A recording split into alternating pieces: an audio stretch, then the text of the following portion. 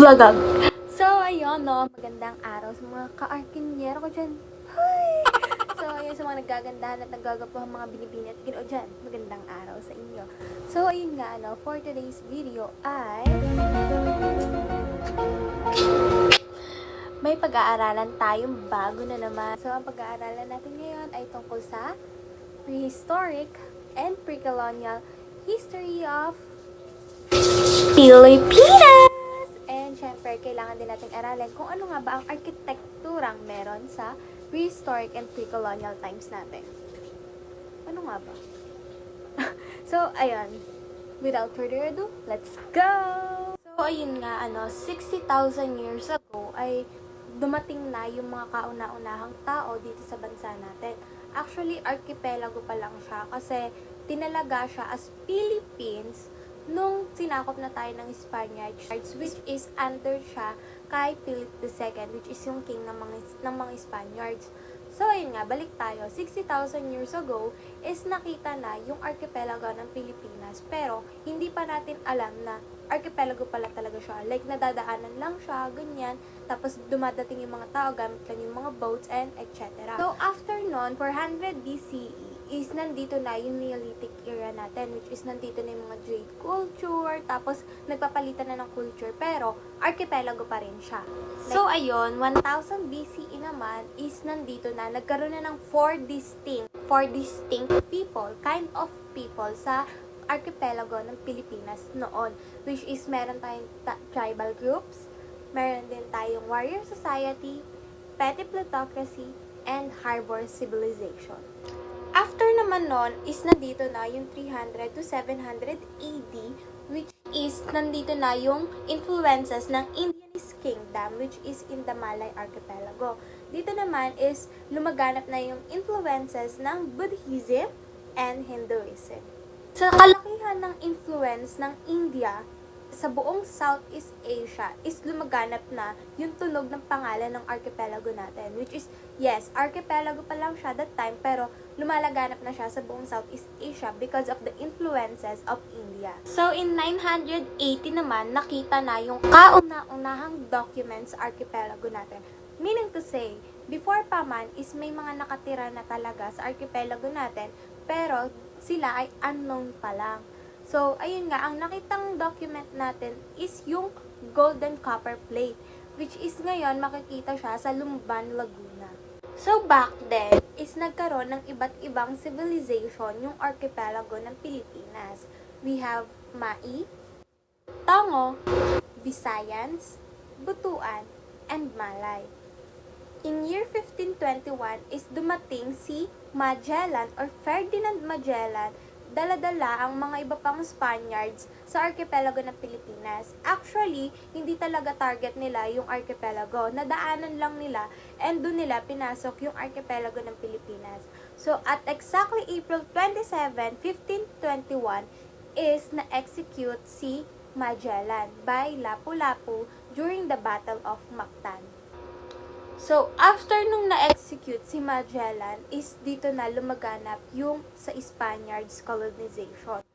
After nun, is pinangalanan na yung archipelago natin as Philippines under nga sa influence ng kanilang king na si King Philip II.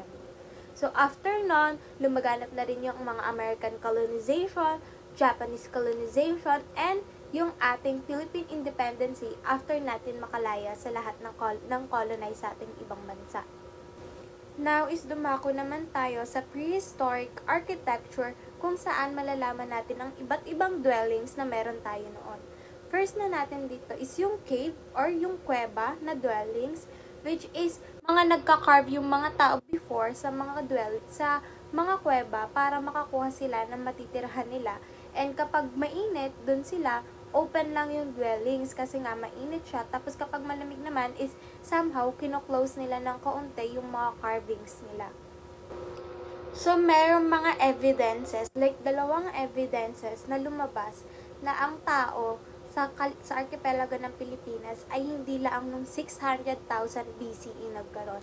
Around 700 BCE during the study under 2014 to 2018 in Kalinga, province is nakakita sila ng mga buto ng rhinoceros and nakakita rin sila ng mga historical tools.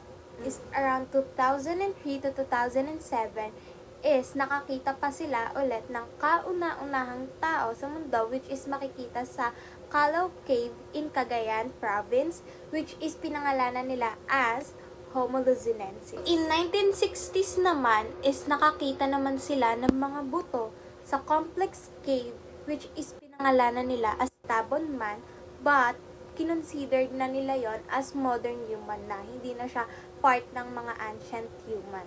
In 1960s naman is nakita nila yung kauna-unahang artwork ng archipelago na meron tayo, which is tinalaga nila na nagawa noong 2000 BC. Second dwellings natin is lean-to shelters, or yung tinatawag na nakaganto yung position ng bahay nila, tas may mga pole lang na nakaganyan. And then, may two types tayo, or two types na tawag dun sa lean-to shelters natin. First is yung pinanahang, which is tawag ng mga Agta or Negritos sa Isabela. Same lang naman siya ng position, same lang siya ng angle, and yung kagandahan ng lean-to is movable siya. Like for example, nakaganyan yung pinaka-roof deck niya, then yung post niya, or yung stick na nakatuon sa kanya, if yung talino ng mga Negritos is makikita talaga natin. Like for example, alam nilang pag ganito yung hangin, is pag ganito rin yung position nila. And if pag ganito naman, yung mismong roof nila, or nagsiserve as roof nila, is pag ganito naman, para hindi nga naman siya bumalikwas or masira kapag malakas yung hangin masyado. Second natin is yung hawong, which is ang tawag sa mga Negritos is Aita by Pampanga. Or pangatlo natin is yung arboreal shelters, which is ginamit siya as tree houses ng mga Negritos and mga Austronesian before. Pang-apat naman natin is yung balangay, which is before yung mga tao na nasa sea is gumagawa sila ng mga boat houses. Next naman natin is yung pre-colonial, or also known as vernacular architecture in Northern Luzon. So, dito naman makikita natin is yung mga indigenous people is gumagamit na sila ng common sense, and yung mga ginagawa nilang structure or mga tirahan nila before is mas permanent na kaysa nung prehistoric pa. So, yun kahit hindi sila nag-schooling is magaganda na rin masyado yung nagagawa nila if nandun tayo sa kalagayan nila before, since nga gumagamit na sila ng common sense para na rin makasabay sila sa culture na meron sila sa bansa nila or sa location nila. First dwelling natin is yung Bahay Kubo, na sikat sa buong archipelago before, since meron tayong makikitang Bahay Kubo sa Luzon, Visayas, and Mindanao. So, dito is gumagamit sila ng nipa leaves, gumagamit din sila ng wood and bamboo strips. So, sa paggawa ng mismong roof ng Bahay Kubo, gumagamit sila ng nipa leaves, while doon naman sa mga walls or sa panghaligi nila is gumagamit pa rin sila ng nipa leaves with mixture of yung bamboo strips. Like yung bamboo strips is tumataya siya as pinaka parang protection or parang tibay para hindi gumalaw-galaw yung nipa leaves. And yung sa may bamboo strips naman is ginagamit naman nila as flooring ng Bahay Kubo. Next naman natin is yung Ifugao houses, wherein dito naman is yung itsura naman ng mga bahay nila or ng dwellings nila is pa-triangle lang siya and supported by 4 posts, and yung ginagamit nila dito is very minimal na lang yung makikita natin na wall nila or nagsisilbing haligi before, since nga ang strategy nila is yung mismong roof is yun na rin yung pinaka magiging protection ng dwellings nila. So, dun sa post nila is gumagamit sila ng halipan disc para hindi mapasok or ma-penetrate ng rats yung bahay nila. So, by that technology before is sobrang galing na rin talaga nila. Nakakaisip sila ng mga ganung way. And one more thing na kinayunik pa ng dwellings nito is hindi sila gumagamit ng mga tornilyo, pako, and etc. But instead, ginagamitan nila to ng wood joint. Like for example, yung mga kahoy na uukaan mo, tapos yung sa kabila is parang may tusok siya para mag-combine siya and mag-lock in siya sa isa't isa. By that is tipid ka na sa materials, tapos ang husay pa, ang galing pa nung naging idea nila before. So, yung mga very civilized people before sa Northern Luzon is credited sila sa mega ancient structure na meron sa archipelago natin, which is yung Banawe Rice Terraces. And paano nga ba nasabi na maganda to or magaling to? Since eto nga, by the name itself, it's rice terraces, and yung purpose niya is to provide resources sa mga nakapaligid doon or sa mga taong naninirahan sa mismong location na meron sila, to provide resources para nga naman mabuhay sila. Yun yung naging strategy ng mga tao before, ng mga Ifugao people, para mabuhay sila sa location na meron sila kahit malayo sila sa mga resources pa na iba. Next naman natin is yung Apayao House, which is consist lang siya ng isang roof, which is, you know ba, inspired siya sa Burial Vault. Diba? Dun ang unique nila. Like, yung strategy na yon is nagpa-unique din sa bansang or sa location nila before. And then, one more thing na kinayunique pa ng dwellings nila is gumamit sila ng sotan, which is yung mga wall is removable siya. Like, for example, kapag mainit, pwede mong tanggalin. Kapag naman malamig, pwede mo siyang ibalik. Diba? Ang nice ng strategy niyo. Tapos, gumamit din sila ng mga carpet. Pero ngayon, carpet siya kung tawagin. Pero before is may tawag din sila, which is yung datag kung tawagin. And yung gamit nila dito is bamboo strips or bamboo silk. Diba? Doon pa lang ang galing na ng strategy nila. Since sa Ifugao, alam naman natin na yung work nila is more likely na sa palayan sila, nagpuputik sila, and hindi pa naman uso dati yung mga basahan, ganyan. Ang naging strategy nila is yung flooring ng mismong dwellings nila, which is yung Apayao House, is removable and washable. Next naman natin is yung Bontoc House. Dito naman sa Bontoc House is hindi na siya isa lang, kundi 2-layer siya or 2-story siya kung tawagin ngayon. And ang maganda dito is directly on the ground siya. Like, intact talaga siya sa ground, and ang ginagawa nila, yung purpose ng 2 layers nila or 2-story na dwellings is yung sa first layer nila or yung nasa mismong ground, ang gamit nila doon is para kumain, para matulog, ganyan. And dun naman sa upper part ng dwellings nila, ginagamit nila yun as imbakan or storage kung tawagin ngayon, para sa bigas nila, para sa mga prutas nila, para nga naman kapag pinasok sila ng tubig is hindi basta-basta masisira yung mga stock nila. Since kapag nag-i-stock sila ng mga pagkain is very very intact na siya for every season. And yun, dun pa lang yung strategy nila na yon is para nga naman hindi ma-penetrate ng tubig yung mga pagkain nila before. Galing. Next naman natin is yung Kalinga House, kung saan makikita natin na nandun si Apo Wang-od, since part siya before ng Kalinga tribe.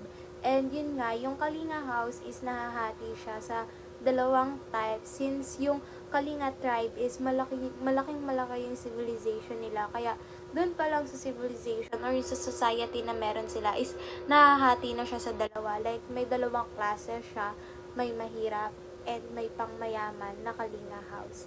And yung una dito is yung sa Foroy na type ng Kalinga House, which is ginagamit siya ng mga low class or kung tawagin man dati is yung mga mahihirap, which is inspired din siya sa Apayao House, and makikita nga natin na maliit lang talaga siya. Next naman dito is yung Binayon House, which is gamit naman siya ng mayayaman. And itong Binayon House na to is octagonal shape siya. So, doon pa lang malalaman na natin na malaki talaga siya, and yun nga, accessible lang siya sa pangmayaman since nga ibang-iba siya dun sa nauna, which is yung Foroy. Next naman natin is yung Kankanay House, which is ang ginawa naman nila is gumamit sila ng signal or known as yung mga post na nakaprotect siya dun sa mismong roof up to dun sa mismong wall, which is yung wall is very minimal na lang yung makikita mo.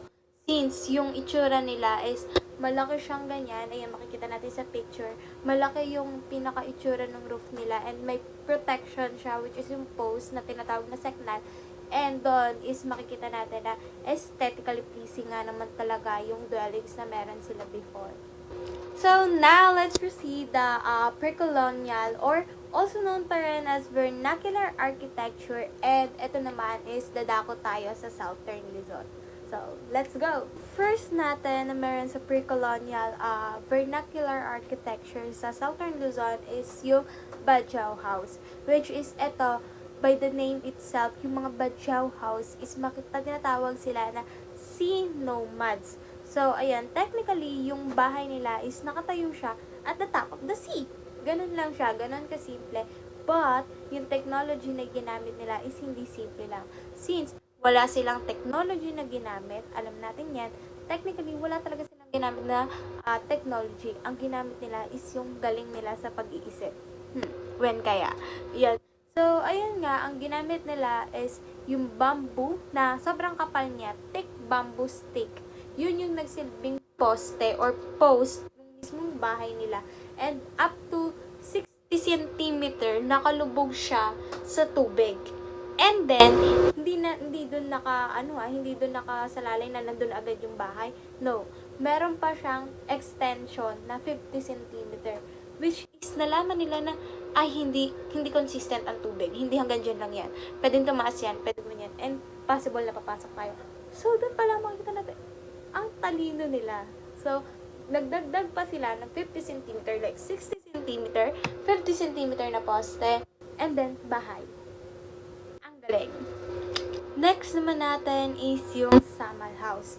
And as you can see sa given picture dito is yung Samal House, almost the same siya sa Badjao House. Kaso nga lang, ang kinagandahan ng Samal House is mas upgraded siya since meron ng influence yung mga tao sa Southern Mindanao ng Islamic. Meaning to say, kapag na-influensyahan ka, for example, ma-influensyahan ako ng social media, may good impact pa rin yun sa akin, kahit sabihin natin may cons to. So, ayun, ang ganda rin kasi mas napa-upgrade nila yung akala nating magandang strategy na ng Badjao House. Nasa top din siya ng sea and mas maganda nga lang yung features niya since nga influenced by Islamic na siya. Next naman natin is yung Tausug House. And dito naman is more on monarch people na yung nakatira. Civilized monarch people. Meaning to say, mayaman. Mayaman na yung mga gumagamit na itong house na to. And then, yung bahay dito is hindi na lang siya isa, kundi dalawa siya. Dalawang bahay na magka-connect sa isa't isa. And, gumagamit sila ng porch para mag-connect yung dalawang bahay. See? Mayaman nga talaga. So, ayun, ang gamit nila dito is 2 houses with one porch to connect yung mga houses. And then, hindi lang yon, marunong na rin silang gumamit ng vents, which is tinatawag na sungan. Para saan nga pa yung vents? Para nga naman kagandahan talaga ng vents is mas presko doon sa loob ng bahay. Alam natin kung paano yun mag-function. And then, meron din silang decoration sa roof ridge nila, which is tinatawag na Tajuk Pasok. Interesting, right? Last but not the least is the Yakan houses, which is ito yung pinakamalaki before na bahay, which is nag-range siya up to 50 square meter. Ibig sabihin, mayayaman din yung gumagamit na ito. And also, stilts pa rin siya. So, ayun guys, sana may mga natutunan kayo sa tinuro ko about sa prehistoric, pre-colonial architecture, and dun sa mismong history ng archipelago ng Pilipinas. See you on my next vlog. Bye-bye! So, ayun, don't forget to like, share, and subscribe din! And comment down below if tapos nyo na siya mapanood and ano-ano yung mga natutunan nyo.